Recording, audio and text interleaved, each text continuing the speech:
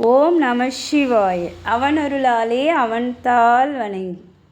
திருவாசகம். திருவாசகத்தில் அடுத்து யாத்திரை 10. மாணிக்கவாசக பெருமான் தில்லையில் அருளியது. தில்லைனா சிதம்பரம்.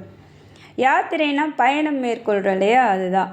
இங்கே மாணிக்கவாசகர் இறைவன் சிவபெருமான் இருக்கிற அந்த சிவபுரத்திற்கு, சிவலோகத்திற்கு சென்று இறைவனோடு இரண்டர கலக்க வேண்டி விரும்பி பாடுறாராம் இந்த பாடல்களை. அதுதான் யாத்திரை 10.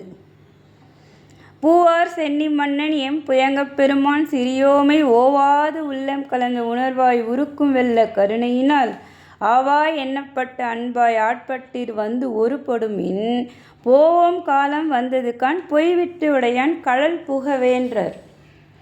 பூவார் சென்னி மன்னன் எம் புயங்கப் பெருமான் எம்பிரான் சிவபெருமானை சொல்கிறார்.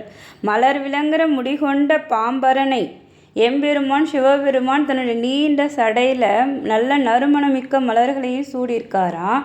தன்னுடைய உடலில் பாம்பை அணிகலன் போல அணிந்திருக்கிறான். அவனே எங்கள் பிரான், அவனை நீங்கள் பணிந்து போற்றுங்கன்றார்.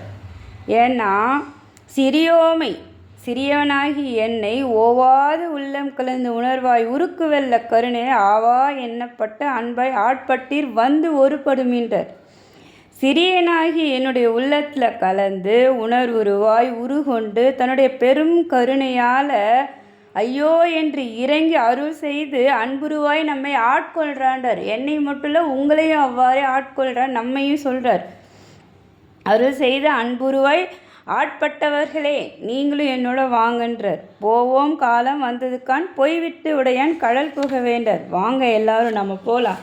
இந்த நிலையற்ற வாழ்வை விடுத்து நம்மை ஆள காத்து கொண்டிருக்கிற இறைவன் எம்பெருமான் அவனுடைய திருவடியை நாம் அடைவதற்குரிய காலம் வந்தது. அதற்கு நாம் எல்லாம் முற்படும், வாங்க போகலான்னு சொல்லி அழைக்கிறார்.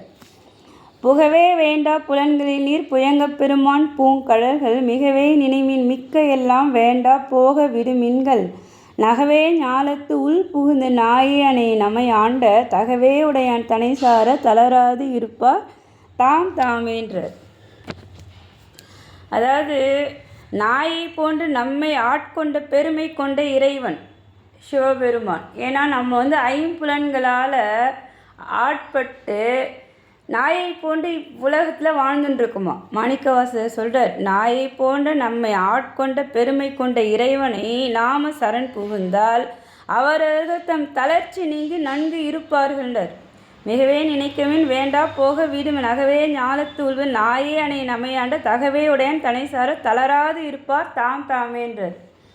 அந்த இறைவனை நாம் பற்றி கொண்டா, அவனை வணங்கி அவனை போற்றினா நம்முடைய தளர்ச்சிகள்லாம் நீங்கி நாம் நல்லா இருப்போன்றார். எனவே நீங்கள் ஐம்புலன்களை அவை கூறிய நிலையில் செல்ல வேண்டான்றார். நம்முடைய ஐம்புலன்கள் சொல்கிறதை கேட்காதீங்க அப்படின்றார். அரவு அணிந்த பிராணி தாமரையொத்த பூங்கடலை மிகவே நினையுங்கள்ன்றார். அரவு அணிந்தன பாம்பை அணிகலன் போல அணிந்த தாமரை மலரை ஒத்த பூங்கடல்கள் திருவடிகளை சொல்கிறார். இறைவனுடைய திருவடிகளையே நினச்சிட்டு இருங்க, மீதி எதுவுமே நமக்கு வேண்டாண்டார். பிறையாவும் நமக்கு வேண்டாம், அவை நம்மிடமிருந்து புறம் போகட்டும்டார். இவ்வுலகத்தில் நாம் பார்த்த சேர்த்த பழகின எல்லாமே நம்ம விட்டு போகட்டும். இறைவன் மட்டுமே நமக்கு நிலையானவன், அவனே நம்மை ஆட்கொள்ள காத்து கொண்டிருக்கிறான், வாங்க போகலான்னு சொல்லி நம்மையும் அழைக்கிறார். தாமே தமக்கு சுற்றமும் தாமே தமக்கு விதிவகையும் யாமார் எமதார் பாசம்மார் எண்ணமாயும் இவை போக கோமான் பண்டை தொண்டருடும் அவன் தன் குறிப்பை குறிகொண்டு போமாறு அமைமீன் பொய் நீக்கி புயங்க நால்வன் பொன் அடிக்கின்ற. அதாவது தாமே தமக்கு சுற்றம் தாமே தமக்கு, நாம் நம்மை சுற்றி ஒரு சுற்றத்தை கூட்டிக்கிறோம். அதாவது உறவுகள் நட்புகள் சொல்லி நாம் நம்மோட சேர்த்து சுற்றங்களை நம்மோட சேர்த்துக்கிறோம். நாமே அதுக்கு விதி, நமக்கான விதியை நாமே எழுதி கொள்கிறோம். அதனால் அடியார்களே, நீங்கள் முதல்ல நான் யார், என்னுடைய சுற்றம் யாது, ஏன் இவர்கள் மீது நான் பாசம் வச்சுருக்கேன், இது மாயையா என்பதையெல்லாம் நீங்கள் உணருங்கன்றார். யாமார் எமதார் பாசமார் என்ன மாயம் இவை போகின்றார்.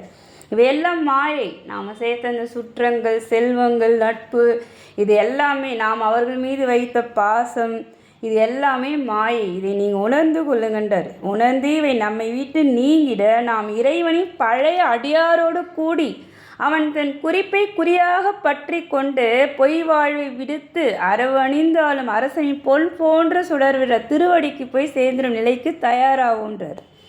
நமக்கு இந்த மாயை போகணும்னா இந்த பாசம் பற்று என்னுடையது, என் மகன், என்னுடைய உறவினர், என்னுடைய நட்பு, என்னுடைய சொத்து, இந்த மாதிரி இதிலே உடன்று இருக்கு இல்லையா? இந்த மாயையெல்லாம் நம்ம விட்டு நீங்கன்னா வழி சொல்கிறார். நீங்கள் நம்ம இறைவனின் பழைய அடியாரோடு கூடி இருக்கணுன்றார். இறைவனுடைய மெய்யடியார்களோடு நம்ம கூடி இருக்கும்போது தான் நமக்கு இந்த மாயைகள்லாம் விட்டு விலகுன்றார். அவ்வாறு விலகினப்போ இறைவன் குறிப்பு தரான். அவன் தன் குறிப்பை குறியாக நாம் பற்றி கொண்டு பொய் வாழ்க்கையை விடுத்து அரவணிந்த அரசனின் பொன் போன்ற சுடர் விற்று அந்த திருவடியை நாம் சேர்ந்த நிலைக்கு தயாராகுன்ற. இறைவனுடைய திருவடியே நிலையானது, மீது எல்லாமே மாயைன்ற. அதனால் அரவணிந்து ஆளும் அரசன்னா எம்பிரான் சிவபெருமான். நம்ம எல்லாம் ஆள்ற அரசன் அவன். அந்த அரசனுடைய திருவடியே நினைத்து அவனிடம் போய் சேர்ந்திடும் நிலைக்கு நாம் தயாராகும் சொல்லி நம்மையும் அழைக்கிறார் மாணிக்கவாசக பெருமான். மீண்டும் தொடருவோம். திருச்சிற்றம்பலம்.